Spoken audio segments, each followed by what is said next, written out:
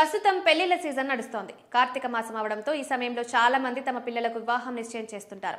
ఇక వివాహం అంటే అందరికీ గుర్తొచ్చేది పెళ్లి పత్రికలు. ప్రతి ఒక్కరూ తమ వివాహానికి హాజరవ్వాలని బంధుమిత్రులకు వెడ్డింగ్ కార్డ్స్ పంపిస్తుంటారు. అయితే దీనిపై వాస్తు శాస్త్రం ప్రభావం చాలా ఎక్కువగా ఉంటుందట.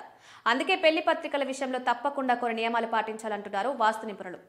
వివాహ పత్రిక అంటే రెండు కుటుంబాల ఆనందానికి సంబంధించింది. ఇద్దరు వ్యక్తులు వారి కుటుంబాల కలయికకు సంబంధించింది. పెళ్లి అనేది పత్రికతోనే మొదలవుతుంది. అందుకే వీటి విషయంలో కూడా చాలా జాగ్రత్తలు తీసుకుంటారు. ముందుగా తమ ఇష్ట దైవానికి పత్రికను అందించడం లాంటిది చేస్తుంటారు. అయితే ఇంత గొప్ప వెడ్డింగ్ కార్డ్ తయారు చేసే ముందు ఎట్టి పరిస్థితుల్లో కొన్ని పొరపాట్లు చేయకూడదు. ఈ మధ్య కాలంలో చాలా మంది పెళ్లి పత్రికలపై వధూవరుల ఫోటోలను వేయించుకుంటున్నారు. కానీ వాస్తు ప్రకారం పెళ్లి కార్డుపై వధూవరుల ఫోటోలు వేయించుకోవడం అశుభకరమైందట. ఇది ఇద్దరిపై చెడు దృష్టిని పెంచడమే కాకుండా వివాహ సమయంలో విభేదాలు, ఉద్రిక్త వాతావరణం చోటు చేసుకునే ఛాన్స్ ఉంటుందట. అందుకే ఎప్పుడు కూడా పెళ్లి పత్రికలపై ఫోటోలు వేయించుకోకూడదు. ఇక పెళ్లి పత్రికలపై గణేశుడి ఫోటో, తమ ఇష్టదైవం ఫోటోలు ఎక్కువగా వేయించుకుంటూ ఉంటారు. కానీ పెళ్లి పత్రికలపై వినాయకుడి ఫోటో, ఇతర దేవుళ్ల ఫోటోలు వేయించడం వల్ల అది వారిని అగౌరవపరిచినట్లు ఉంటుందట.